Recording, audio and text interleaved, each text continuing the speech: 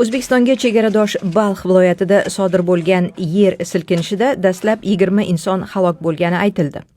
Ammo rasmiylarga ko'ra, qutqaruv ishlari davom etar ekan, qurbonlar soni ortishi mumkin. Zilzila markazi Balxdagi Xolm shaharchasi va Mozori Sharif shahrida bo'lgan. Yer qimirlashi O'zbekistonning ko'plab hududlarida kuzatilgan, ammo mamlakat janubidagi Termiz shahrida kuchli sezilgan.